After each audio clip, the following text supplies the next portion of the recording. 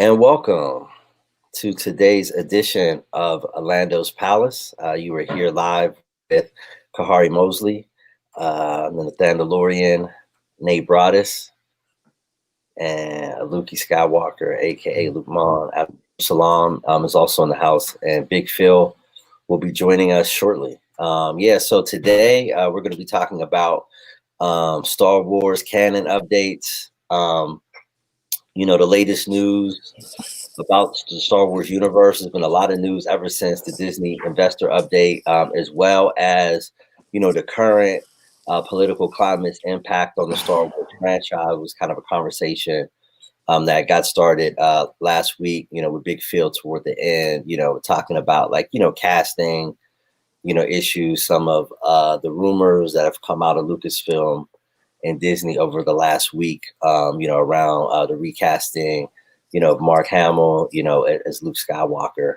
So we'll get into that, as well. But, let's, start off, I guess, let's start off with actually, a text that you sent around, Nate, that was, focusing, on what George Lucas was considering canon, and what was not considered canon, and what some of the misconceptions that were out there. So Nathaniel, could you talk a little bit about the article and and some of your initial reaction to that?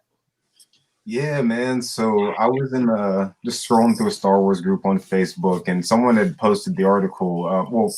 It was in a prolonged discussion about what is Star Wars canon, what isn't Star Wars canon. And somebody made the comment that George Lucas doesn't necessarily follow everything that we look at as canon, or he's not into a lot of the following a lot of the extended universe stuff. And there were a couple quotes from him that kind of back that up, but also it kind of just left me thinking that this is science fiction, and I prefer to look at through science fiction through the large science fiction lens, which means that basically it's probably all canon on some level. You know what I'm saying? Depending on what you're listening to or watching. I believe that in alternate universes and stuff. So that the Star Wars Legend stuff is just as relevant as any other Star Wars universe, for lack of a better word. Depending on what you're into.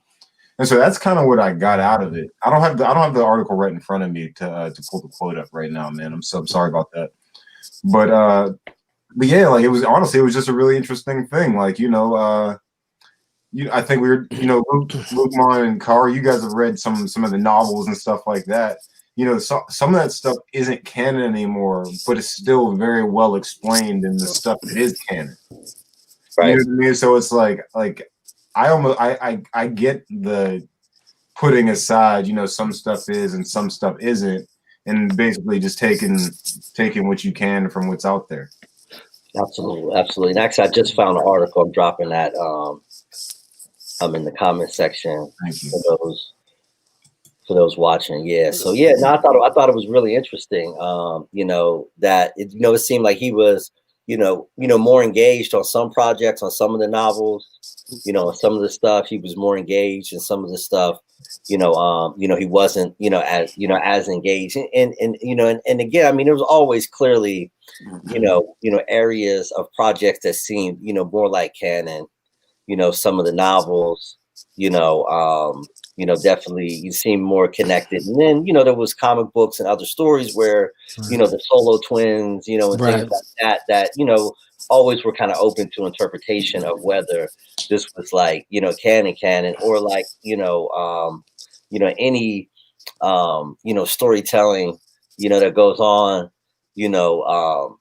for centuries, you know what I'm saying? Like the story's going to go different ways. There's going to be different versions, you know what I'm saying? Right.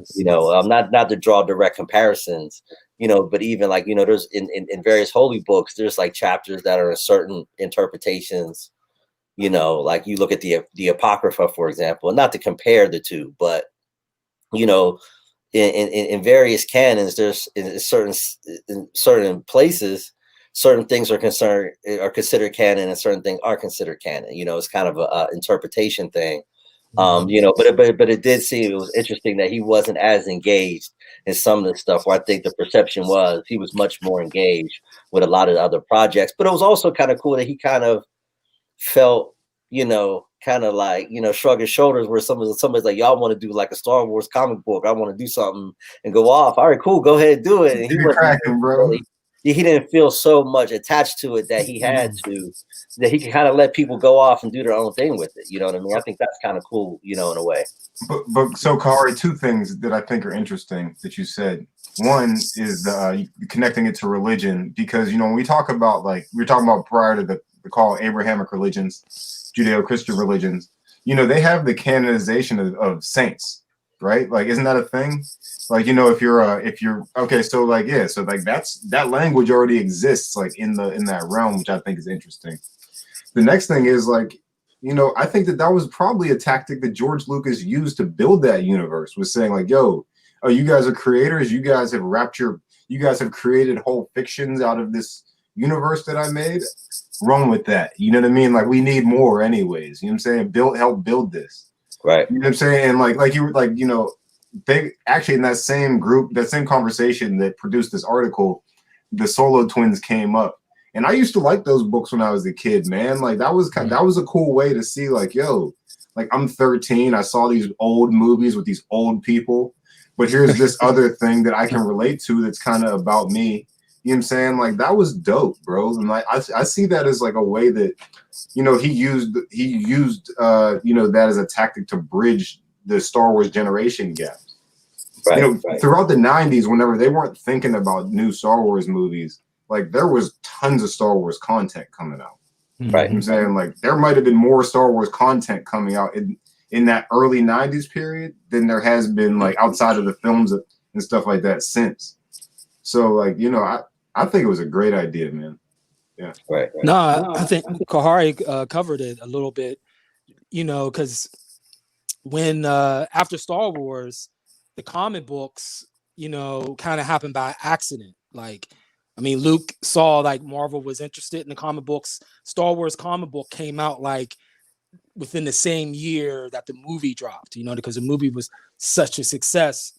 So then the first comic book came out that same year, and it was kind of like, oh, okay, you know. And we had a comic book series going on along with the movies, and it seems like George Lucas wasn't really with it too much. He was just allowing it to happen, like y'all said. And I think when the novels first started happening, and Kahari, you know, you may know this better than I do. I mean, he didn't embrace it all the way right in the beginning, you know. He just kind of let it flourish, but he wasn't like, oh yeah, that's Star Wars, you know, like this novel Star Wars or that novel Star Wars. He just kind of let it happen. And I think this community just kind of flourished, and he allowed the community to build, you know. And the thing about George Lucas, I think, is interesting with Star Wars is that he allowed it to like allow the fans to take ownership of it. You know what I mean? Like a lot of creators, even though he created, he wrote, he's involved in a lot of the projects, it seems like he's kind of just allowed it to like kind of transcend over to the fans, where you can have a Dave Filoni emerge and looks at all of that stuff as canon. Like Dave Filoni knows all the novels and all of the books and all of the things that are canon, and he really you know, is saying, yo, like let's put this in this series, let's put this in this episode, so on and so forth. And he did a lot of that with Clone Wars, you know. So, you know, I think it just happened it was like an organic process, I guess you could say. Right. And I think also was a business, you know, decision, because if you look at the early, you know, years from kind of, you know, when, you know, it dropped, you know, in 77, you know, between that and kind of 1980, you know, he kind of had the vision to do kind of, you know, franchising, you know, where, you know, he had already, you know, got with, you know, the studio, and the studio basically conceded rights to action figures, comic books, T-shirts, you know, merchandise, you know, almost stuff that was more considered associated with like rock and roll and the music industry. You know what I mean? That merchandising, you know, aspect of it. You know what I mean? Like they never really looked at movies and now obviously it's kind of crazy because a generation later, one of the biggest, engines for merchandising now, These or movie movies. franchises, and Right. they gave that to him. So Right. he was able to actually, license, the rights to Star Wars for people to do stuff. And that's how he brought revenue in to help build like Lucasfilm, Industrial Light and Magic, what I mean? Because he was building companies, you know what I'm saying? Like Lucasfilm and Industrial Light and Magic, they have like over 100 patents. You know what I mean? So it's like almost like an intersection of like Thomas Edison, you know what I'm saying, Walt Disney, you know what I'm saying? Yeah. You know what I mean? Yeah. Scary froze. You froze. Hey, I wanted to say something about Industrial Light and Magic if he's still frozen. Yeah, he's still frozen. Go ahead. All right. So look, you know that they also like they have so many projects. They did the Mummy.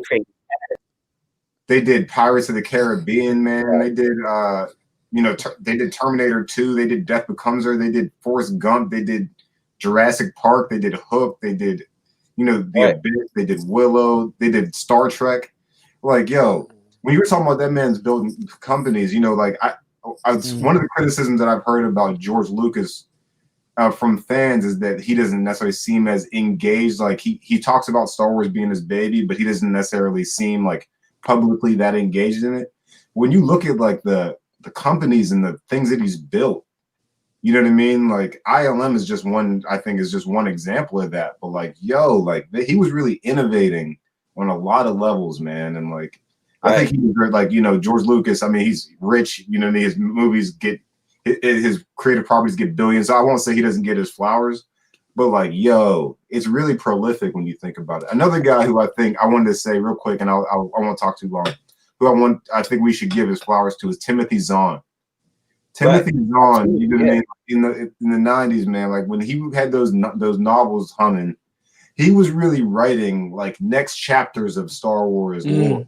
And prior to us like being able to know like episode 1 and all those were coming, the stuff that he was writing was like, yo, that was the Star Wars universe at that point. And I think he was really a launching off point that gave so many other writers like a platform to build on. So. Right.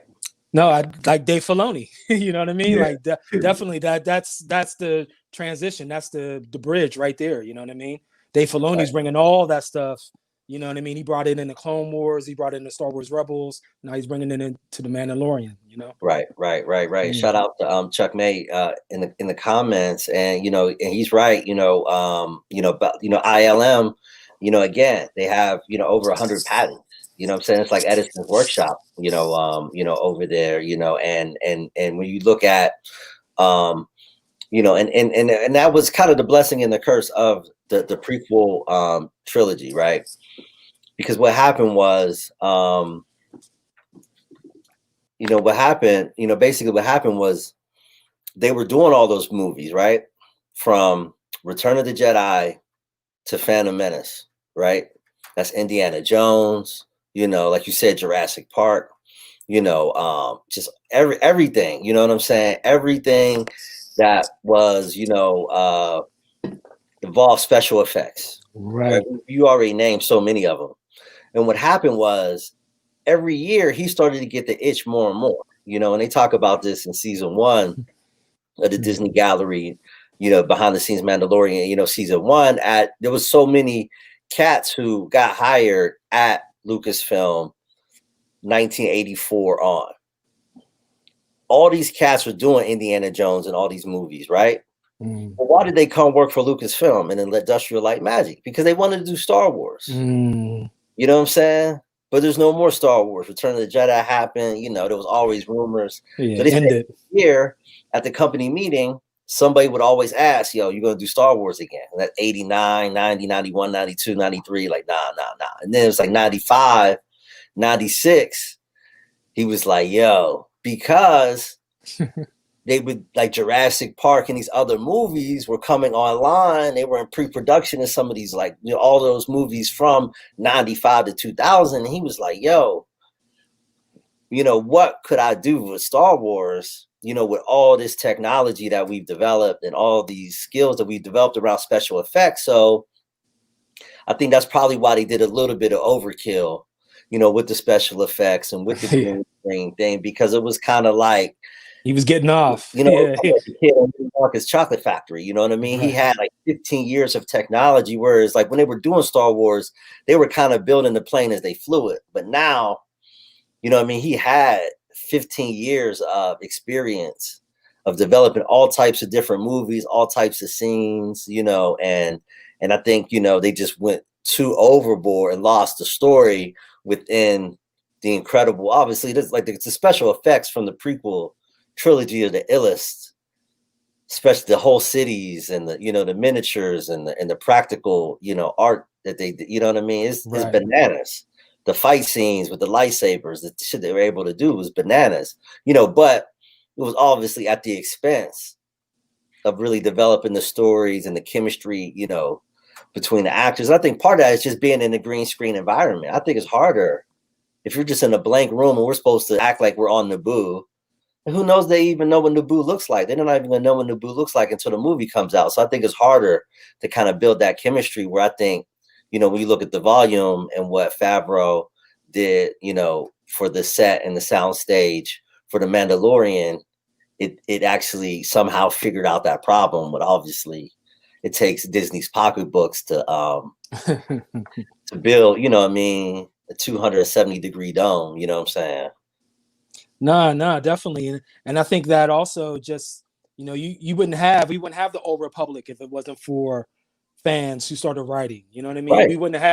We wouldn't know what happened after Return of the Jedi. I mean, that was all the comic books was, you know, that's like my era, like mad comic book stories after Return of the Jedi. You remember that, Kahari? You know what I'm saying? Right. Like mad Luke stories, you know what I mean? And then the novels come, and then the video games come, you know. Now we have this whole history of happened in the Old Republic being rewritten and connecting, and he's just looking at this like, yo, and cats like Jay Filoni and John, you know, they're looking at that like, yo, let's take all of this, let's figure out a way where we can like start manipulating this, because y'all probably know, you probably felt this. I mean, like after the prequels, you know what I mean, the best content probably was in the video games, you know, the best storyboard content. Nate, man, you know, the best storyboard. I would just search online sometimes for the stories. You know what I mean? Yeah, no, the game because the GameStop points are crazy. The crazy. Come on, Master Knows the Row. Actually, I'll drop that in the link. Like, you know, the 12 episode Knows the Row where he breaks down. That's where I first got down with Mandalorian. Man, you know? I mean, Loki, good. Shadow of the Empire. You did you play that on the 64? No. All right, you're talking about I'm down with it. Content being in these video games and stuff. Yo, like that was probably one of those games where like I might have caught that right before I really started watching Star Wars.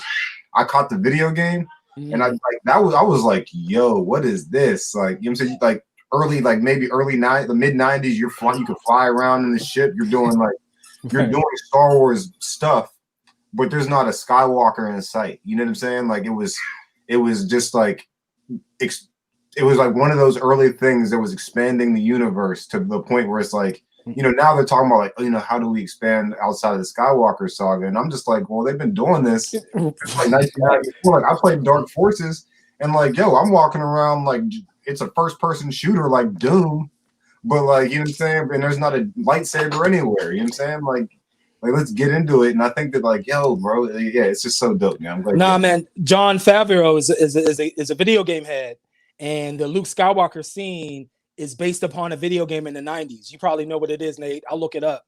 I think it's the one you caught, whatever, it was the first Luke Skywalker video game in the 90s, right? And he based the character, he based how he looked in the Mandalorian series, the last episode, on that character. And they ran it past from that. The Dark Troopers come from that game. Yes. It's the same game. That's from Dark Forces. Dark Forces. Yeah. Yep. There you go. Yep. Hey, Chuck asked a question I actually wanted to talk about. He said, how much do we think that the special editions of, you know, the original films, New Hope, Empire, and Return of the Jedi, how influenced the decision to make the prequel trilogy? So I know the first Star Wars movies I ever seen, they weren't the like the remastered versions. They were the original ones. And I thought they were dope. And I thought they were dope because I was like, I know these are old movies, but like I can tell that like they're, you know, there's planes flying, there's ships flying through space, like they're, you know what I'm saying? And this still looks like convincing to me. You know what I'm saying? Right. Even though I know they're old movies. When they remastered them and I watched them, I was like, yo, this is crazy. You know what I'm saying? Like, oh, Right. so I wouldn't be surprised because I know that those movies did numbers. And I also know that, like, for my generation, there are a lot of kids who weren't going to watch the unremastered Star Wars movies. Like, they were harder to watch. Right. So I think that those were huge, man. Right. You know, I think it played a huge role, you know, again, you know, because that was all around that, you know, that era, The you know, 90s, in the video 90s, games, yeah. when, you know, when the technology took off and he really felt that he could really get busy, you know what I'm saying? You know, and then also had the squad, because I mean, literally when they first did the first Star Wars, man, it was in Lucasfilm was in Van Nuys. You know, it wasn't in Northern California. You know what I mean? It was a warehouse, you know, in Van Nuys, and it was pulling kids right out of USC, pulling kids right out of UCLA, you know what I mean? Engineering school, you know, mechanical engineers, sculptors, painters, you know what I'm saying? And that's, you know, kind of how, you know, Lucasfilm, you know, started, you know what I'm saying? You know, so yeah, like, I mean, it was just like putting it together. So now having a team of professionals who have, you know, a decade and a half, 2 decades, you know, by the 90s, you know, some of them cats, you know, had been, you know, with Lucasfilm since Van Nuys in the late 70s. You know what I mean? So now you got cats who aren't just straight out of USC. Like, these cats have been doing this, you know, for almost 20 years. So, you know what I mean? And the new technology. So I think it kind of just went, you know, just went berserk, went bananas, you know, with that, and was like, yeah, we can just tell, you know, we could just tell these stories, you know, in such a more graphic way, you know what I'm saying? And that part was nailed, I think, with the, you know, with the prequel trilogy. I mean, the visuals, you know what I mean, just absolutely bananas. Like, even compared, you know, to the sequel trilogy. You know what I mean? Like, the visuals, and that, you know, there's a 20 years difference between, you know, Rise of Skywalker and the Phantom Menace. You know what I mean? And obviously it was things that they perfected, you know, with the technology over the 20 years, but just the stunning, you know, visuals, the vistas, the panoramic, you know, shots, you know, of Coruscant and the buildings and capturing, you know what I mean, the bustling life, you know, pre the fall of the Republic. You know what I'm saying? Like, that's all just some of the most stunning, you know what I'm saying, visual effects ever. Yeah, no, I think the re-release, Nate, I think it had a big impact. Definitely. Now, looking back, I remember it was a big deal. It was remastered. They put some other unedited scenes in there. You know what I mean? And it was on DVD. I mean, it was on DVD. It was on VH1, right? It was on tape. I almost said DVD. It was on tape, so you could, like, look at it, and you know what I mean. You can kind of have it in your library, right? And I think that pushed the whole lore and definitely brought a new generation, you know what I mean, on board. Right. No, definitely, you know, and, you know, obviously it had, like, some of those other, the scene, you know, the scene they were never able to pull off, the scene where Han Solo walks on Jabba's tail, and they show Jabba actually at the ship. You know what I mean? That was not, you know, part of, you know, the original trilogy. There, you know, you don't see Jabba, you know what I mean, you know, actually until Return of the Jedi. Right. You know, but, you know, Jabba's thrown into episode 4 at the scene where, you know, because he's like, you know, I'll do this deal to get Obi-Wan and Luke, you know what I mean, to where they're trying to go to get this money so I could pay, you know, the debt that I owe to Jabba. Right. Correct me if I'm wrong, because I thought I saw something about this in a documentary. Was the original depiction of Jabba just a fat white dude with a vest? That could be very possible in the drawings. You know, Ralph McQuarrie. I've seen it on. Oh, I gotta pull it up, y'all. I gotta try to pull it up.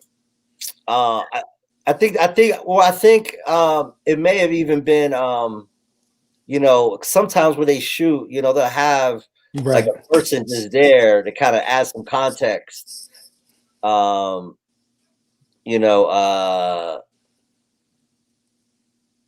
oh yeah, actually, yeah. I think, yeah, it was, yeah, like Chuck said, that, like, when they put Jabba in A New Hope, it was a guy. You know what I mean? It was Han Solo talking to a guy, and then they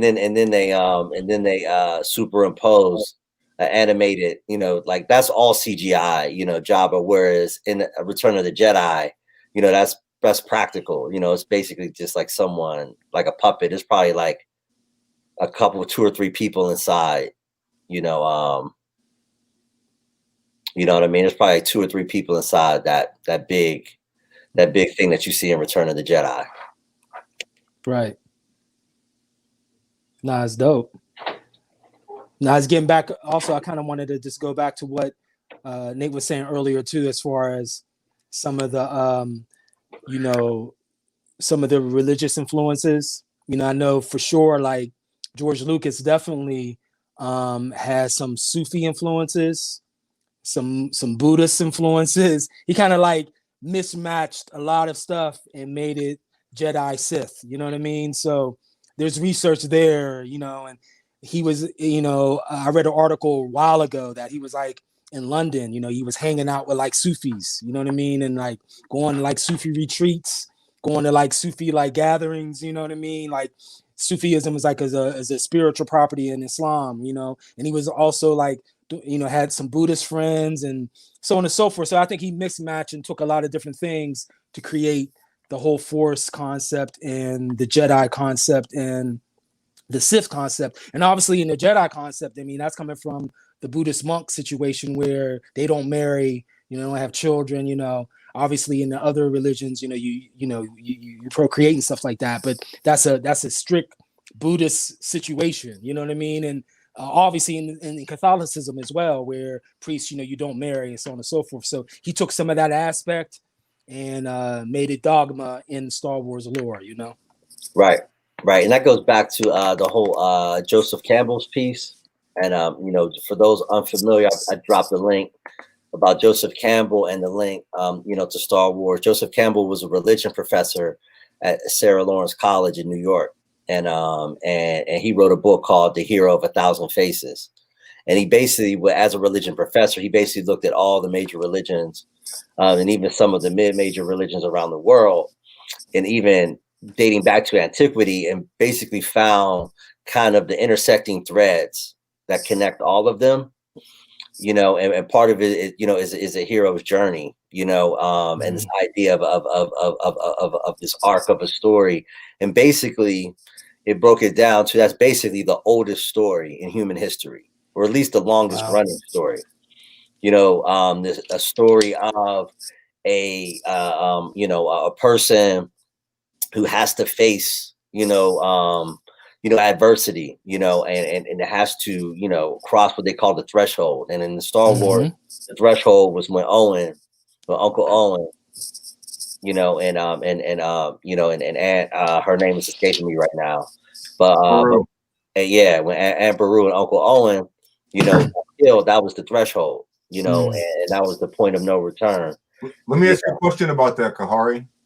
You know, related to, you know, criticisms of the most recent films. You think one of the biggest issues with Rey is that we never actually saw her cross that threshold? Like, she was kind of just born into, like, all right, she was born into this situation. We never saw her go from like being like regular girl to being like Luke was just a regular dude trying to hang out with his friends who ends up in this thing. Right. That's a huge part of the hero's journey. Right. You're like, you know, you got to be like a regular guy who goes to school and has to do chores. You know what I'm saying? Rey was kind of just born into being like the badass from the beginning, I guess. And that, I guess, in a sense of, and this is me trying to understand some of the criticism, I guess, from a fan, that would be a lot less interesting to watch. Right. Yeah, I can see that. No, man. I mean, not particularly when you've seen the same training concept in all of the Star Wars lore and every aspect of it, whether it's movies, cartoons, video games. You've seen the same situation with Jedi, how they train, how they reach a certain point, and even the storyboard, even the arcs in the novels, in the comic books, the main character is always pretty much the same, yo.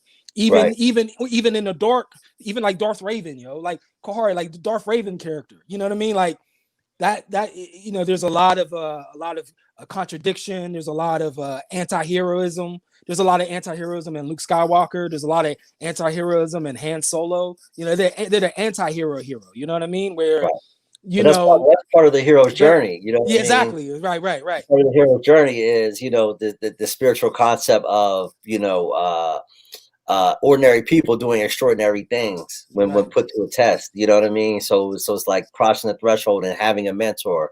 You know, Obi-Wan Kenobi, you know, was the mentor. You know, and then there's a certain point where the mentor, you have to leave the mentor behind. Whereas, you know, for the Mandalorian, that was Quill. You know, Nick Nolte's character, you get to a point where the mentor is gone and you have to continue on, you know, your heroic journey, and then you're transformed.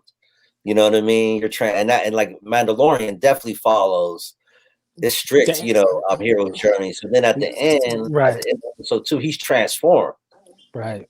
Now you're transformed to then return. You know what I mean? You know, you come back new. You know what I mean? And obviously, a lot of that is part of Christian, you know what I mean, theology. You know what I'm saying? The idea of Palm Sunday. You know, Jesus returning. You know, after being transformed, after going through this transformation. You know what I mean? So he was taking all those, you know, stories and then like, okay, putting it in the context of like a Flash Gordon, you know, sci-fi thing. But like, if this is, and one of the reasons why I think people gravitated toward it, because this is the story, he took it based off the oldest story ever told. You know what I mean? It's the oldest story. You know, we were around campfires 100,000 years ago. You know, we were telling, you know, versions of, you know, ordinary people being transformed by their circumstances, having a mentor. You know what I mean? Like the Matrix is the same story. Right. This is Obi-Wan Kenobi. You know what I'm saying? He's the mentor. You know what I'm saying? Terminator. Right. Same. You could really, I mean, that's like, you could really find like most major fiction that exists follows that. You know what I'm saying? King Arthur, you know what I'm saying, with Merlin. Right. That's definitely. Yeah, Merlin, Obi-Wan, Merlin, you know what I'm saying? Jedi, you know, the Knights of the Round Table. I mean, they're called Jedi Knights. He took that straight from the Knights of the Round Table. Right. Spider-Man, Spider-Man. Right. You know what I'm saying? Like Spider-Man, one of the biggest characters in Marvel follows that same pattern, you know. And I think that's why the character Rey, you know what I mean, didn't come off too good, you know. I mean, look, man, I got daughters, you know what I'm saying, like teenage daughters, you know what I mean. So I was in love with the fact that there was about to be a woman Jedi, and they had grown up with Clone Wars, and they was on Star Wars Rebels, and we was all excited, and yes, you know, and I was geeked for them, you know what I'm saying, and we're going to go see the movie, and after the second film, man, we're coming back in the car ride, and they're like, yo, you know what I'm saying? What's up with this character? Why did she do that? How did she do that? How did she get to that, Dad? It wasn't she supposed to do that before she did that? You know what I mean? They were like finding mad holes all up in her character. And these are young girls who need to look up to her, right? And I had a conversation with my man Keyway about this, man, about, you know, the Kathleen Kennedy trying too hard with Rey. And if you look back at Princess Leia, she's a hero. She's a hero. We didn't need to try that hard with her. You know what I'm saying? Just build her character. Right. Just develop her character. Make people like her. You know what I'm saying? Make people fall in love with her. You know what I'm saying? And then she's a hero. She doesn't have to do all these grand things. Like Princess Leia is integral to the Star Wars story. You know what I mean? Because of her character development. And Rey never got that, you know, and there was potential there, you know. And one of the things is obvious. Make her a Skywalker, yo. Or make her Obi-Wan's daughter. Or Qui-Gon Jinn's daughter, or something ill like that, where you bring the heads and like, oh, that's Qui-Gon Jinn's daughter, or that's why she uses the Force like that, or oh, that's Obi-Wan's daughter on the low. What? That's why she got the Force like that. You know what I mean? Oh, she's a Skywalker. Oh, that's why she does that. Yeah, they tried to do that with the Palpatine thing, but I just thought that was weird. But everybody was like, hold on, he wasn't getting no cheats though. Come on, dog. Like he was out here being evil for 8 straight movies. He was not worried about none of that. Right, granddaughter, man. Come on. So like an ill version. So it was like an ill version of that, right? Like ill version I heard of that was what he did was he identified a couple, right, and then. Like similar with Anna, and it was immaculate conception, and then the family then hid Rey from him. You know what I mean? They cut the deal, and then I guess at some point decided they wanted to hide Rey from them. You know what I'm saying? And that's you know, they did a whack job of telling that story. Right. Like they're like, yeah. Right. If when did if you were to ask me like at what point in the movie did all that stuff happen, I would be like. You know what I'm saying? Now, fellas, I just came across something. I don't Right. know if y'all came across this, but I came across, and there's still like, all we're probably going to get into this, Corey, but not to jump. But there's like obviously a civil war going on in Lucasfilm and all this stuff. But I came across some info that that Filoni and that they're looking at remixing and re-editing the movies. Favreau and Filoni, like the last 3 movies, they're looking to remix and re-edit, and that the last 2 movies, there's like 4-hour cuts to each movie. So the last Skywalker, there's like a 4-hour cut out, and then the one before that, there's like a 4-hour cut, and they're looking to remix it and re-release it over the next few years on Disney Plus to make it fit the current canon. You know what I mean? So, and that's what made Jon Favreau upset. I always mess up his last name, but it made him upset because he's seen the original cut, right, of The Last Skywalker. He's seen the original cut, and when he saw the end cut in the movie, when it was over, that was made him upset, and that's what got him more involved on the Lucasfilm side was, The Last Skywalker movie and what they did to Luke Skywalker's character. So he really wants to remix those films and put those films back out. Okay. So that's a little side information that I came across this week. Okay. Yeah. And I mean, it's a great, segue, to, one of the big discussions that, that has gone on over the past couple of weeks.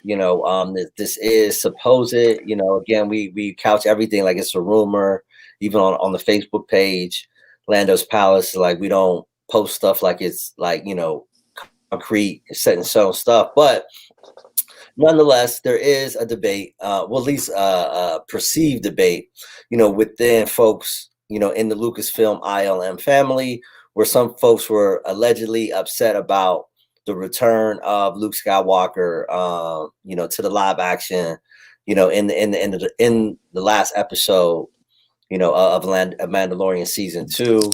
And, this whole debate about the white male leads and, and that whole piece, has generated a lot of controversy, and then I think fuel was on the fire, the tweet, by Pablo Hidalgo, who is the archivist, I'm saying, of and kind of the continuity expert, within the Star Wars universe.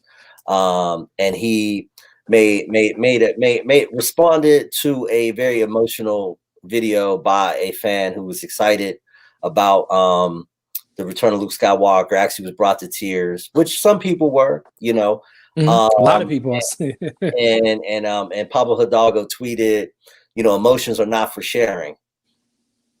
He said later that wasn't really, he was trying to clown dude. With anything in social media, one can always just say like, hey, I didn't mean it like that. So it's always left for interpretation. Right. Nonetheless, the cat whose YouTube page is Star Wars Theory obviously felt hurt. And in a time when you already know there's division, me, obviously, y'all both know I work in politics. So being in politics, you're always super sensitive to different things and not doing things that can be symbolically taken out of context or making statements that can be symbolically taken out of context, knowing there's already a division. And you saw the memes of the people, using kind of Favreau and Filoni to clown J.J. Abrams, to clown Kathleen Kennedy.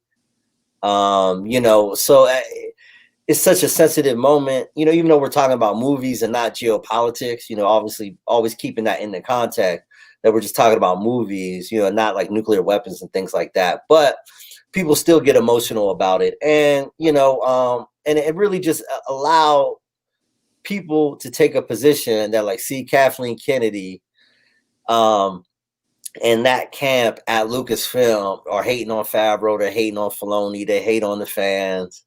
You know what I mean? They're in their ivory tower making money off this, but they don't really care, about the fans. You know what I mean? And that was also kind of in context with the perceived anger at Favreau and Filoni for, bringing back Luke Skywalker. And we're kind of rehashing stuff that I think Kathleen Kennedy and other folks, at least I think, have signaled that they want to, they want to get away from, the Skywalker saga. And I think a lot of people want to get away. I think it's not an either or proposition. I think it's a both and. I feel like so much of like Rogue One, my favorite Star Wars movie. You know what I mean? I watched Rogue One before I watch anything else. I just love that movie so much. You know what I mean? So it's like I feel like in many ways the canon has gone away from that, and every now and then, if you bring back Luke on a feature, you know what I'm saying, on a mixtape or something, like, you know what I mean? That's cool. But if you do the whole Luke Skywalker mixtape 2021, yeah, that's gonna, you know, that might be a little played out.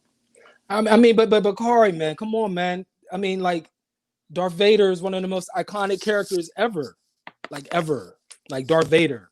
Like, Right. now that we know his story arc, now that we know he was Anakin Skywalker and what happened to him, I mean, now it's like that character, that story arc is one of the most iconic in movies, in novels. Darth Vader. I mean, DJ Phil said he was like the best villain ever. I mean, Darth Vader, yo. So like, we can't get away from Skywalker. And I'll just say, there's so much other material out there. I mean, they could have delved into the Old Republic. They could delve into after Return of the Jedi. There's so much more that they can go into, you know, than trying to erase the Skywalker legacy. You know what I mean? And the way they did that, you know what I mean? Anyway, you know, that's all I want to say about that for now. You know what I'm saying? I mean, I just think that there's a lot more material out there that they can delve into. You know what I mean? A lot more side stories that they can delve into. I mean, they tried it with the Han Solo movie. They could have did a little bit better. I think the visuals was real dope in that. I love the way it was shot, but the story could have been edited a little bit better. I didn't like the way it ended, but that's just me. You know what I mean? But there's so many other stories out there.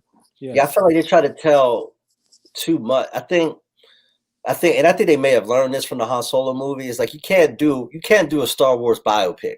You know what I mean? You can't do, like, let's do the Yoda biopic. Like, you know what I'm saying? Like, no, you have to kind of take a specific chapter in the iconic stories.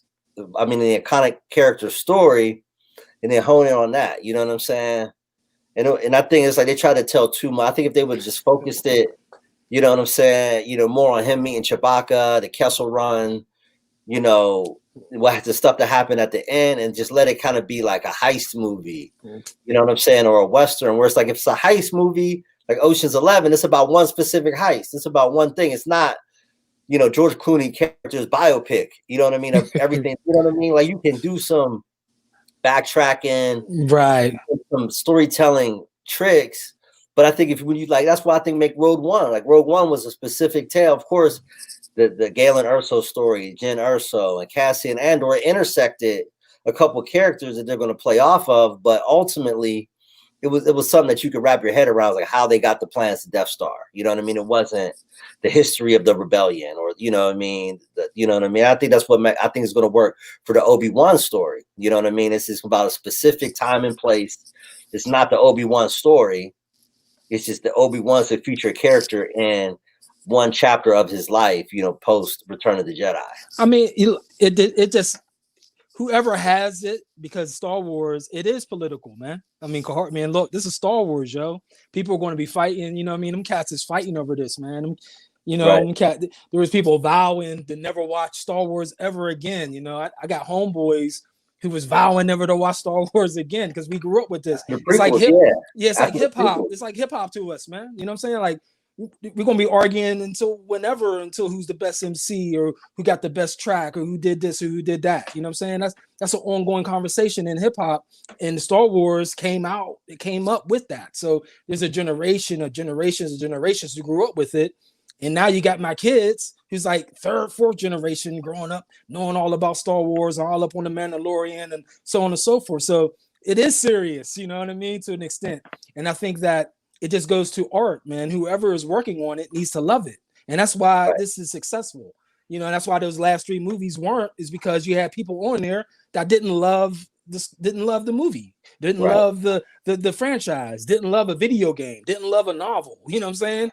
Didn't love a character, you know what I mean? And like, we got into this a little bit last time, you know, about diversity and white male character. Look, man, Luke Skywalker is one of the illest characters. Like, we didn't see color then, you know what I'm saying? Because of his background, he was oppressed. So Black people, a lot of people could relate to him, you know what I mean? Because he was oppressed, and it's just about character development, you know what I mean? Indiana Jones is an ill character, yo. You know what I'm saying? Like, Captain America is an ill character. Captain America is one of my favorite characters in the whole MCU. and he's Captain America. You know what I'm saying? Like, but he's on me. But he's developed though, man. You know what I'm saying? So I can go on and on about it. You just got to develop the characters. Right. No, no. I know, and people fall in love with it. You know, some feelings about the need for diversity and stuff like that. So, you know, feel free to, you know, add on. Oh, I mean, I just don't see like how, like in a vast universe in the far reaches of space, like how there would be that many white men running around that involved in everybody's stuff. Anyways, I think it makes sense to get away to tell all the stories. I mean, half the people we know and love from Star Wars lore aren't human at all. You know what I'm saying? So like, I think that, like, you know, I don't see like why it would even be difficult to get away from telling white male stories. We get a few like integral white males: Luke Skywalker, Anakin, Han Solo. He's dead. Hey, that's my favorite character in the whole world, though. That's my man. And Obi-Wan. You know what I'm saying? Those might be like the 3 or 4 that we need to see. Outside of that, they could literally walk in some purple dude off the street and call him Grand Admiral Thrawn. You know what I'm saying? Throw a blue tint on him, and you know what I'm saying? It'd be whatever. Right. I don't think that I think that like one of the things that like I think that the call for diversity in Star Wars and to get away from the white male led films is really just a call to make it look more like a different galaxy. You know what I'm saying? Right. And my feeling is like I feel like that process, you know, has been happening. I feel like the main hero in Rogue One, you know, was a woman. You know what I mean? Obviously, you know what they did with the sequel, you know, trilogy, you know, and obviously there was, you know, and I guess there was some knuckleheads who considered themselves fans who had a lot of backlash, you know, to John Boyega's character, you know, as well as Sister Tran's character. You know, the Asian sister, you know what I'm saying, and caught, you know, like, oh, you know, but I feel like that was, you know, again, I think sometimes like the Twitterverse, you know, can be kind of like a funhouse effect. You know what I mean? Like 1,000 tweets sometimes feels like that's 20 million people speaking, and it's like, and I think they got kind of nervous, you know, and tried to, you know, tell the story in a different way and downplay them, you know. But I feel as though, you know, the way the Mandalorian, you know, story, you know, has developed, has introduced new characters. You know what I mean? Giancarlo, you know what I mean? Esposito, you know, as the Moff, you know what I'm saying? Stuff like that. I mean, it's clearly, you know, and from the early, you know, I just posted it, you know, in the comments, you know, my brother Neri, shouts out to my brother Neri Mosley, in the comments as well. You know, he mentioned last week, Glenn Turman, the famous actor Glenn Turman was considered for the Han Solo role. So you know, George Lucas, you know, has always been on the forefront, you know, of casting diversity, and that's just as a segue to a different topic on the same issue. You know, I did just because it flows right into it. Is this whole concept of Gina Carano's character and all the controversy surrounding her, because it's directly tied, I think, to this whole thing of the fans, the larger political climate. You know, for those who aren't aware. Gina Carano, who plays Cara Dune in The Mandalorian, you know, put out some tweets that were like I believe, Gavin Newsom, who was the governor of California, about like the lockdowns, about, you know, it was about the lockdowns. It was also about, I guess even like the votes, like, you know, she was into some of the male vote conspiracy theory stuff. And she, you know, put up some, you know, what a lot of people would consider some wild tweets. And actually, folks were actually asking her to be fired, you know what I mean, from The Mandalorian.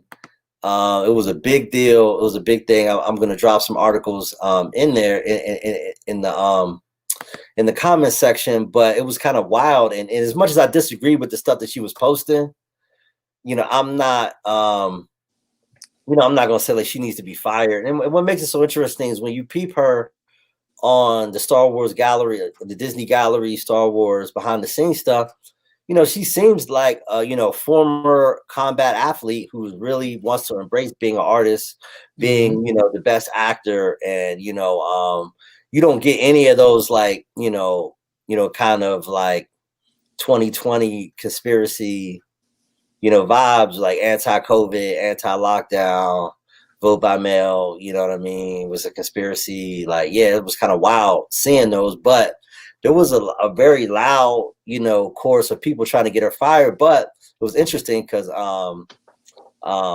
Pedro actually came to her defense, and Pedro is a hardcore lefty. You know what I'm saying?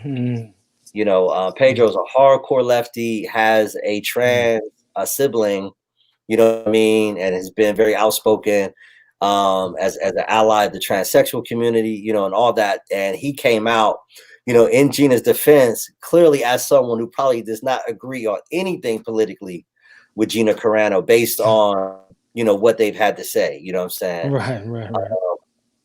So, I just think it's interesting as we see with casting with, from, Mark Hamill to Pablo Hidalgo and the fans and all this so-called controversy that's going on. I thought it was just really interesting because it all kind of speaks, to the same thing. And obviously Disney doubled down. She's getting her own series. You know what I mean? She's going to get her own show. So clearly she's not going to get fired for her controversial comments.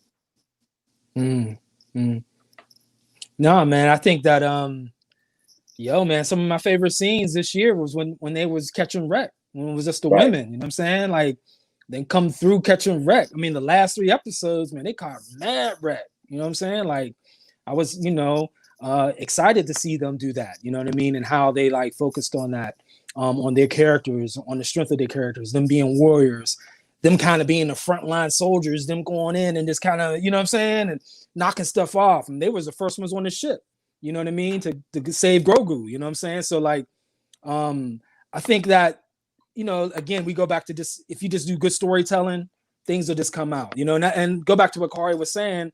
I think George has been trying to do it. I mean, he's made some mistakes, obviously Jar Jar Binks, and he's made some mistakes, right? But I think he's always tried to make the Star Wars universe look like the world, you know what I mean? Like, right. And if you look at some of the other non-human races or species, you know what I'm saying, in Star Wars, some of them may be like native. Some you look at that's right. They look South American, or they got an African vibe there, or that world got a, you know what I'm saying? Asian I mean, vibe. the Trade Federation cast was clearly like some imperial, like 15th century, you know what I'm saying? Far East Asia, you know what I'm saying? Like, it was clearly like their whole vibe, you know what I mean? Like, obviously Watu, the person that owned the Skywalkers, you know what I'm saying? Clearly he was based on some cat for like the Middle East, you know what I'm saying? Yeah, exactly. You know what I mean? Yeah. Like, some cat, you know what I mean? So what you're saying is they had to make the black people unhuman for us to get on screen. Is that what we're talking about here, man? There was that was in the 80s, you know what I mean? Like Lou Gossett, you know what I'm saying? Stuff like that, you know what I'm saying? But Nate, real quick, there was a theory out that Chewbacca, that they're black. You ever hear that, Corey? Back in the day, I never heard it, but I mean, they were slaves. I mean, so you know, what I mean, obviously, that's historically, obviously, there's been slaves, throughout for thousands and thousands of years, but drawing on that, and I felt like that was actually probably for me the most powerful scene, in the Solo movie. You know what I mean? I love when they had, you know what I mean, because you really get a sense for how bad the Wookiees had it. You know what I'm saying? You know what I mean? You know what I mean? How they did the Wookiees bad. You know what I'm saying? And I thought Ron Howard did a good job at capturing that in the midst of kind of coming in toward. I think the movie was already 3/4 done. You know what I mean? And he came in when he came in on that. You know what I mean? So yeah, so they're clearly drawing on, various things, and like Chuck said, there's definitely characters that are like, there's some character you can say, okay, I see the influence, and there's other characters where it's like it gets to the point where it's borderline offensive, or in the case of Jar Jar Binks, you know what I mean, it clearly crossed the line. But again, I mentioned this before that there is, I think a legit theory. I'm not saying it's legit as in true, but legit enough to be considered is the Jar Jar Binks as the Phantom Menace theory. You know what I mean? And I definitely give it some credence. You know what I mean? I think that knowing how George Lucas thinks, I could see him making Jar Jar the Phantom Menace, but then after, you know what I mean? Because there was no Count Dooku. You know what I mean? There was no Count Dooku or General Grievous. Nope. You know what I mean? But then they become centerpieces of the next two films. You know what I'm saying? And you don't, you know what I mean? I can see, I mean, part of the story, of course, is like you're not supposed to know that the Emperor doesn't have all these plans in place that he's about to hatch. But I do think that there is a potential, you know what I mean? Well, you know, the Palpatine's from Naboo. Right. You know what I mean? Palpatine's from Naboo. You know what I'm saying? So if there was anybody, you know what I'm saying, who would have a Gungeon as a Sith Lord. No, but it's interesting, man. Yeah, no, it's interesting, man, Kahari. Like, just real quick, like Filoni in Clone Wars, Filoni went and kind of did a whole episode with Jar Jar Banks and Mace Windu. And for those of you who want to go back on a Disney Plus episode is on there. I think it's in season 4, something like that. And it's interesting how he developed Jar Jar Banks' character in that episode and what Jar Jar Banks had to go through in that episode. So it almost like he gave like Jar Jar Banks like a spiritual purpose in that episode. And like, right. You know, his heart was what his emotional intelligence was beyond anyone else's, basically. You know what I mean? Like, obviously he has some faculty issues, but it's his emotional intelligence that's really high level, and that's what that showed. So it gave you a different take. You know what I mean?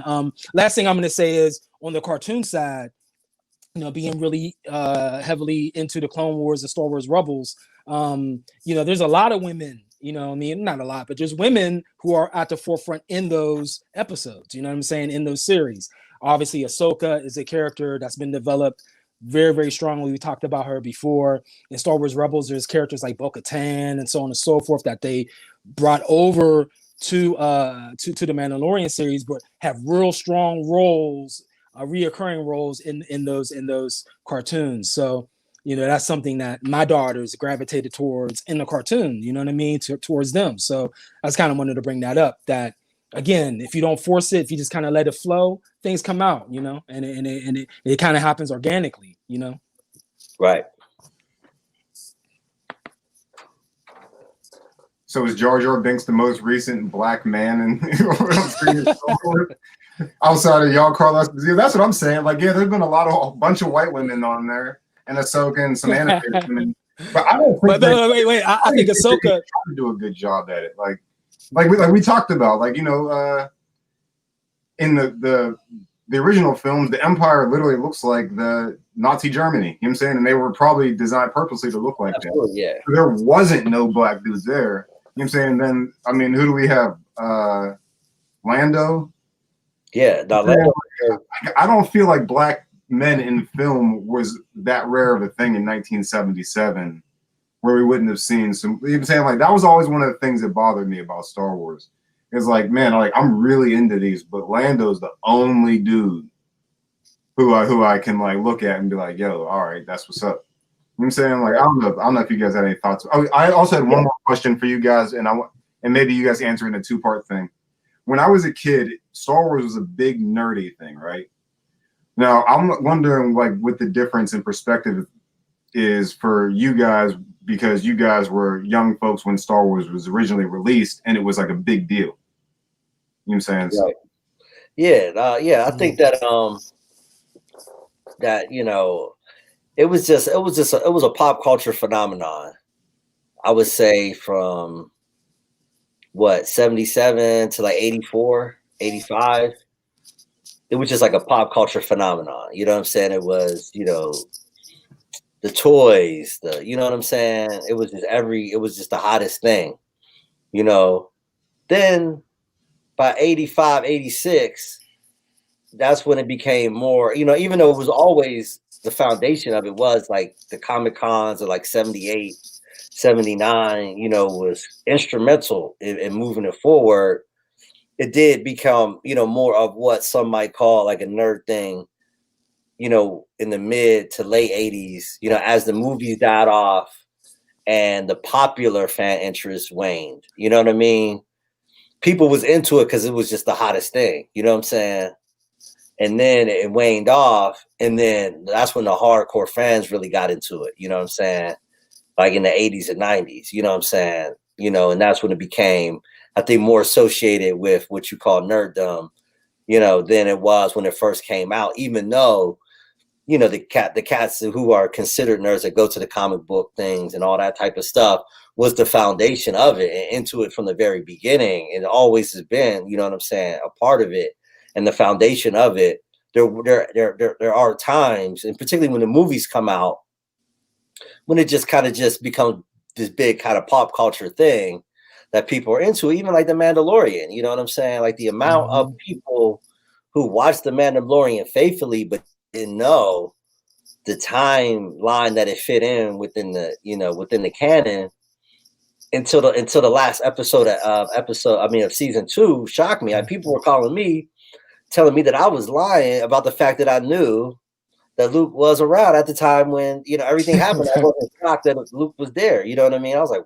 what are you talking about? Like everybody, you know, from the first episode of season 1, I knew exactly when the Mandalorian falls in. But again, I think it's so popular that people can be into it and only be halfway into it and still get as much out of it as we're getting into it while we're reading articles and reading the books and going on websites and watching Nose Doral give 3-minute videos about the history of the Jedi Order. You know what I'm saying? You know, it's a different level. But yeah, like, you know, I feel, you know, that it's so popular that it kind of lives in both worlds. It's just like this pop culture thing that people that have a casual interest can get into. And at the same time, it's this thing that like the hardcore heads, you know what I'm saying, that is really, you know what I'm saying, really, really, you know, sinking their teeth into. Yeah, man. I mean, I compare it to hip hop, man. I mean, you know, like, you know, everybody knows the Biggie song, you know what I'm saying? But not too many people know an MF Doom song, you know what I'm saying? Right. But the heads that know who rest in peace, yeah, exactly. Rest in peace, MF Doom. But exactly. But the cats who know who MF Doom is can arguably say, yo, he's one of the greatest to ever do it, right? Right. Like they say Biggie is, but a casual listener be like, yo, Biggie's the greatest to ever do it. You know what I'm saying? And he definitely was and is, you know, rest in peace as well. Right. But MF Doom was more underground. And I think that's like that with Star Wars. You know what I mean? Like there's levels to it. And the nerdom is more the underground that's kind of pervasive. And I think what's happened over the last decade is that underground is taken over. So with the internet, internet, with the whole thing, the underground is taken over because of social media and the internet.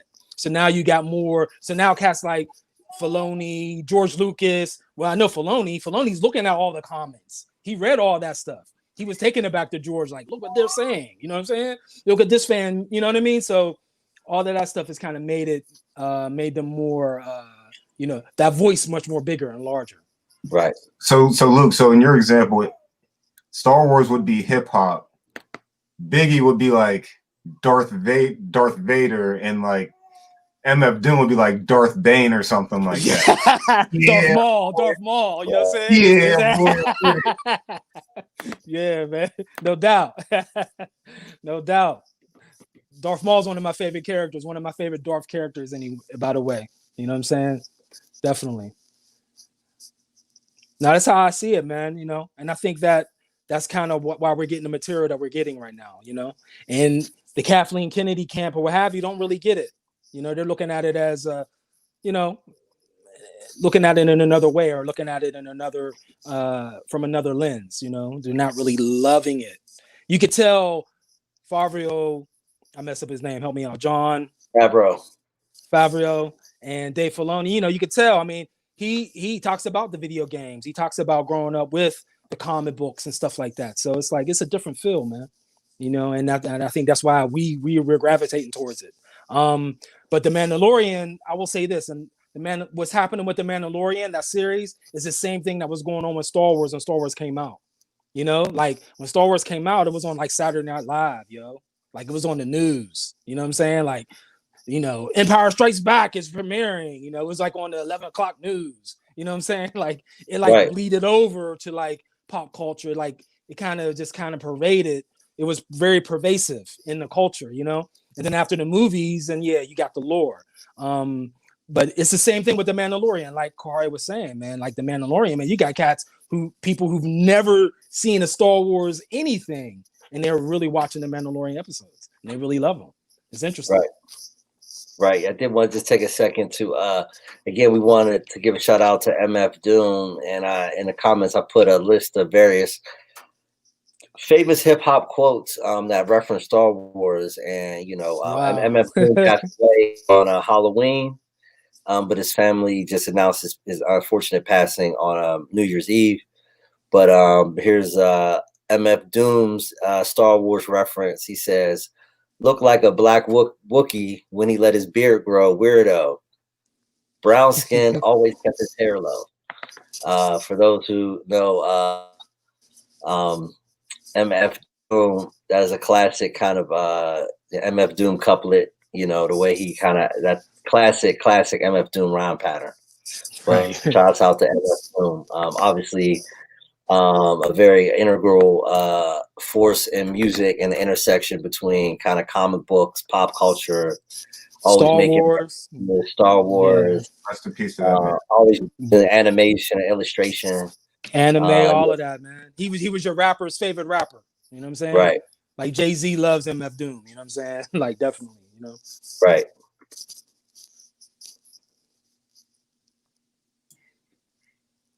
So as we close out, in our last few minutes, just looking at into the future, I do feel like it's going to be really interesting to seeing the future fallout is like, again, the Pablo Hidalgo thing, and seeing as we learn more and more about these new projects. And then I guess the last thing we should just end with is just some of these rumors about these Sith projects. There's this rumor about an Order 66, you know what I'm saying? A project, there's rumors about a Darth Plagueis project that have come up, so let's just end on that. I'm actually halfway through, I'm doing the audio book right now. I'm halfway through, and that's just, man, it's just ill. I would say Darth Plagueis, by far, I don't even think it's close. I don't think there's a character nearly as interesting as Darth Plagueis. For those who are unfamiliar, Darth Plagueis is Palpatine's master, and he recruited him. I'm not going to tell the whole story. You need to grab the book by James Luceno. Darth Plagueis is not necessarily canon, but he's mentioned in the movie, so the character is clearly, the character himself is canon. But he is yet to be confirmed how much of the book will be canon. I hope mostly all of the book is considered canon. I think it's my favorite story. It's my favorite book. And he's just an ill character. Before I go to the rest of the panel, just to give you some background on who Darth Plagueis is and what it was like to be a Sith in his era and before, as they were planning the great takeover, that happened in episode 3, Order 66. He was the head of the International Banking Clan. So it's kind of like the head of the Federal Reserve. You know what I'm saying? Like Alan Greenspan, kind of dude. That's a good Jamie Dimon, like a Jamie Dimon, Wall Street, you know what I'm saying? right. Like, a Warren Buffett type cat, you know what I'm saying? Insider Rich trading. beyond. Right. Rich beyond. He was always, always funding projects, economic development projects. You know what I'm saying? Right. Both sides of it. Both sides got some nonprofits and some other stuff. As a Lord, you infiltrate society. You know what I'm saying? You infiltrate society. His name was Hito Damask of Damask Holdings. He was the chairman of the International Banking Clan. So he funded, it's like anywhere in the galaxy, you know what I'm saying, there was projects to be funded. He also was funding the Hutts, you know what I'm saying, crime families, but he was also funding the Republic government, you know what I'm saying? And only person that ever knew he was a Sith Lord was his master, Darth Tenebrous, you know what I mean, and his disciple, you know what I'm saying, Darth Maul, you know what I'm saying? And there was also Darth Maul, obviously Darth Sidious, and then there was another cat in the book that was one of Darth Tenebrous's other disciples or mentees that he didn't know about. you know what I'm saying, that he had to take care of, you know, at a certain point in the book. But yeah, no, I think he's just such a ill character, because like his story is so much about just a cat who's living in society as a Sith Lord. And they also talk about how he had a retreat called Sojourn where he would build, you know, and plan things. So he was also kind of like a Illuminati cat too, you know what I mean? It was kind of like he's like almost like an Illuminati kind of dude, you know what I mean? and you know what I mean? And so he was like, he actually, they only mention it in passing in the book, but he actually was part of a meeting that happened at his retreat called Sojourn, where they actually moved the pieces to make Chancellor Valorum chancellor. So it was clear that making Chancellor Valorum was part of the plan to make Palpatine the chancellor too. You know what I'm saying? That was like part of the step. They never get into it in the book of how it actually happened, but that was like part of the thing. So that he was just such an ill character, man. You know what I'm saying? Like he was just such an ill dude, and he was like a Biff. Now he wasn't a Biff, he was immune. You know what I mean? Darth Tenebrous was a Biff, but he was immune. And Munes, their planetary race was they wore fine clothing. They were bankers and lawyers. You know what I'm saying? That's basically all they ever did was they were bankers, lawyers. They wore nice clothing. You know what I'm saying? So you know when Darth Sidious deals with him, you know, in the events leading up, you know, at the end of the Phantom Menace, you know, if that's still canon, you know what I mean? He's around during the entire Phantom Menace movie till the very end, you know what I mean? But, you know what I mean? He's dressed up like he's fly, you know what I'm saying? He's a gentleman, you know what I mean? He speaks, you know, very eloquently, you know what I'm saying? But he's just like, you know, he'd be like this businessman, you know what I'm saying, that you would see on TV, like the real dude that Donald Trump is trying to be. Like that's he goes to that, you know what I'm saying? Just like just an ill character, man. Like when you read the book, and I know you're getting into it, you're just like, man, this dude's like the illest. No, what's interesting to me about what you're saying, because I haven't gotten that deep into it yet, but what's interesting that what you're saying is like the kind of guy you're describing him as is kind of like how I see Palpatine in those prequel films. And like it was really interesting to me watching those films as a young guy is like you knew like, all right, this is Emperor Palpatine. I know who this guy is, right? But also this guy doesn't look evil. You know what I mean? He's not really acting that evil. So like, you're really sitting there watching and showing up for 3 films for waiting for him to like really get into the evil. And when he does, it's like it's so rewarding, yo. But I was gonna ask, you know, there's that the Acolyte. That's about Sidious? That's about a young Darth Sidious? No? I think it's gonna be more of Darth Tenebrous. Okay. Yeah. Because like I think he go to mask, you know what I'm saying? He was like he go to mask is Darth Plagueis. Okay. I think he was born around like 167 before the Battle of Yavin. So I don't think he like if they're going 200 years before the Battle of Yavin, you know, he's not going to be born yet, you know what I'm saying? But they might deal with, you know, and I'm not going to like story for you, but they might deal with how he came to be, you know what I'm saying? Because it's a whole, and then you start to see like the Rey piece with Palpatine, like there's a certain thing that they do, how Siths actually are even born, you know what I'm saying? Like they cut deals, and it's almost like surrogacy and all types of wild stuff, you know what I'm saying? But yeah, but Darth Tenebrous was a Biff, you know what I'm saying? But Darth Plagueis was immune. It's just like an ill cat. And also the other thing about him, not only was he a banker and one of the richest people in the galaxy, he also was a Sith scientist. And that's where the midichlorian exploration is in. He was doing cloning himself. Like he had a laboratory in his crib that was like the island of Dr. Moreau, where he was experimenting. Like all the stuff that they're doing on the Mandalorian, that was all stuff that Darth Plagueis was doing. You know what I'm saying? When Palpatine was a teenager, you know what I'm saying? Wow. You know, so he was just an ill dude. He's like a scientist.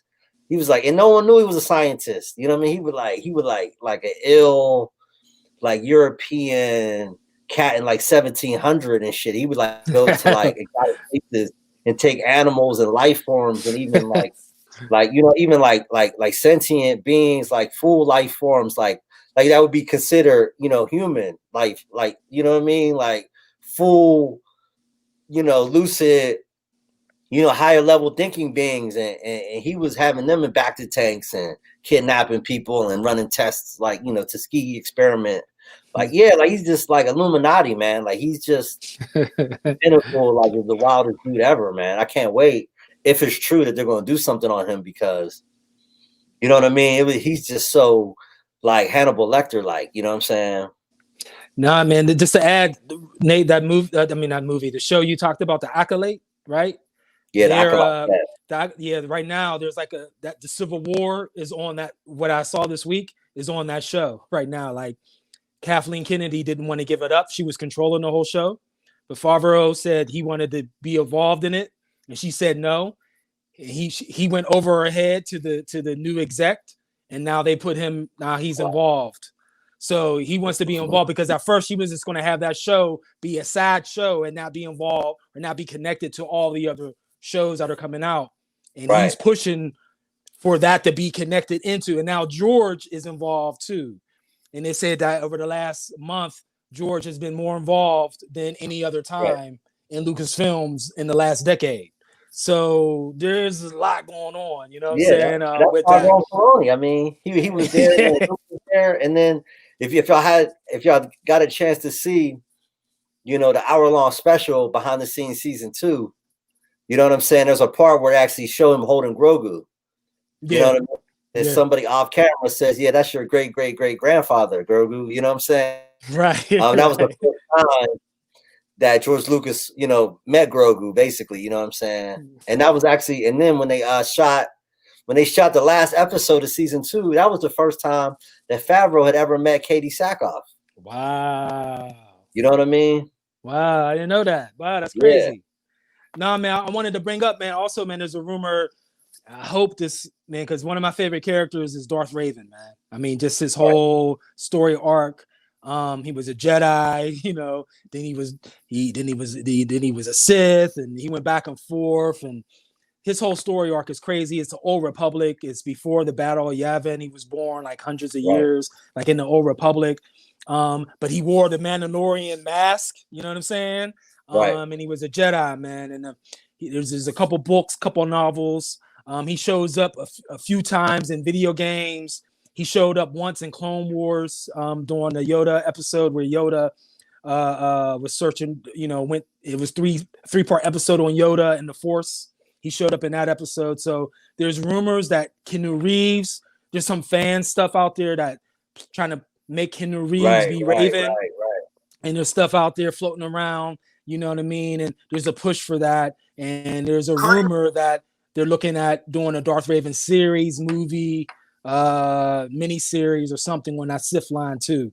That'll be dope. That'll be crazy dope, And I think definitely delving more into the Sith side of things is very, very key, because it'll bring balance to the Force. You know what I mean? Because we have so many stories or so many references of Jedi, right? And the light side of the Force, but we don't really have that many references in the novels. There are, but not in the movies. You know what I'm saying? They're looked upon as the bad people, and we need to, you know what I mean? When really they're really one of the most complex characters out there are on the Sith side. You know what I mean? So I think delving into those stories will definitely, it's definitely a good thing. You know what I mean? Right.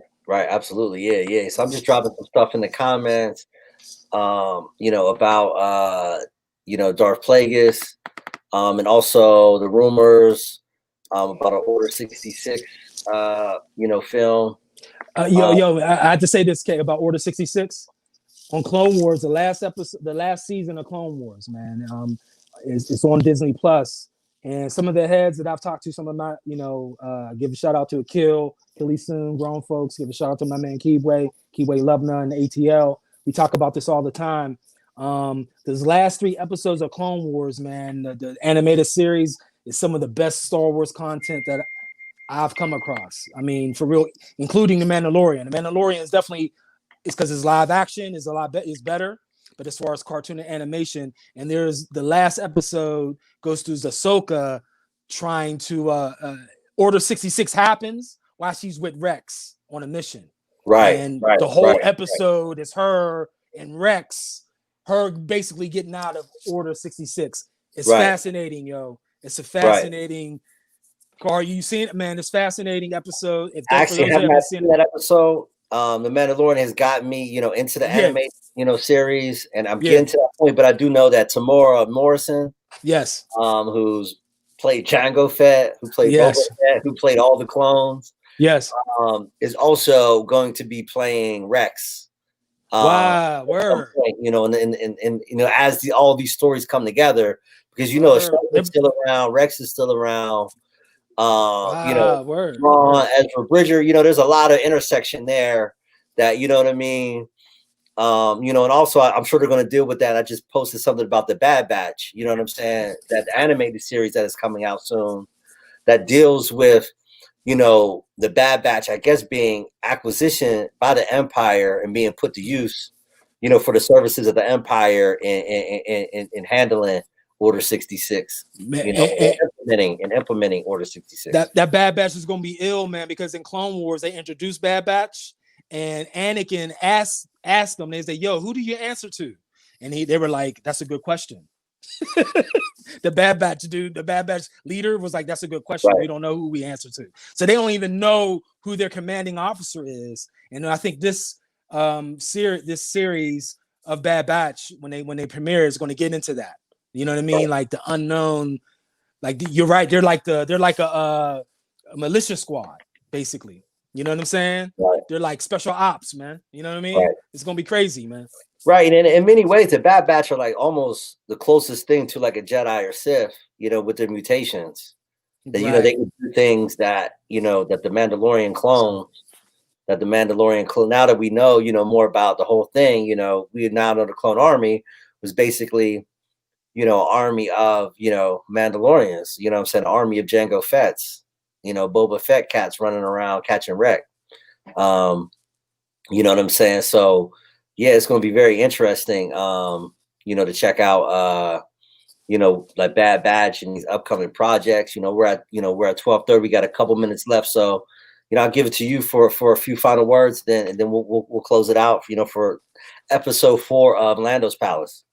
Yeah, man. I think that again, we're excited, for the upcoming episodes, and this is very interesting looking at the behind the scenes stuff, checking the behind the scenes stuff, the stuff that's going on with Lucasfilm. You know what I mean? The fans, all of this whole pot or stew. You know what I mean? That's mixing and cooking. And the revival of it. The revival of Star Wars. There's been a big revival. And it's very, very interesting and fascinating to see from someone who never really left. You know what I'm saying? Like, Right. we kind of always kind of been kind of there or kind of hoping, we were wishing for these things. I remember a couple of years ago talking to like a couple of my close friends, cats already shouted out like, man, can we get a Darth Vader movie? Can we get this movie? Can we get an Obi-Wan movie? And, now it's coming to fruition, you know what I mean? Because like I said, for a while, man, the best content was on the video games and in the animation series, not in the movies or what have you, So now that's kind of evening out, obviously, a lot more, you know what I mean, with this live action series and the Mandalorian series. Right. No, definitely. Yeah. Now I'm just dropping this. The last thing I'm going to drop is just a shout out to the Disney Gallery behind the scenes Mandalorian season 2. Excuse me. I'm just going to drop that, in the comment section. Like, yeah. So I'll definitely just want folks definitely check out that Disney Gallery Mandalorian season 2 if you haven't. A lot of dope behind the scenes stuff. A lot of dope insight, on some of the things that they did different. If you haven't watched season 1, I think season 2 is just this 1 hour special. But season 1, they actually did 8 episodes. I think because of COVID and things like that, they couldn't, do it the way that they did it before. They did a whole different format. But check out the 8 episodes from season 1. It's super dope. And thank Crazy. Everybody, for checking out episode 4, of Lando's Palace. We'll be back, next week with the latest news on Star Wars. I'm sure there's going to be a lot to talk about. It's crazy how every week, how much new information, comes out about these various projects, and what's going on. And in the meantime, check out Star Wars Rebels. If you've never checked that out before, check out the other animated series, the Clone Wars. get more context. You know, a lot of characters that were introduced in The Mandalorian and a lot of storylines that are going to be introduced in the upcoming series comes from storylines that were interwoven throughout the animated series. So, you know, with that, you know, you can always check out our replays. For folks that are checking out the replay, thanks for joining us. Always Lando's Palace on Facebook, Lando Palace on Twitter, and Lando's Palace .live, you know, on YouTube. All right. So thanks for joining us. We'll be back next week. Happy New Year, everybody. You know, for those that follow the Gregorian calendar, those that follow other calendars, you know, Happy New Year when the New Year calendar, you know, comes around too. So again, you know, peace from Cloud City, McClunky, dang, you know, and all that stuff. Peace. Peace, y'all.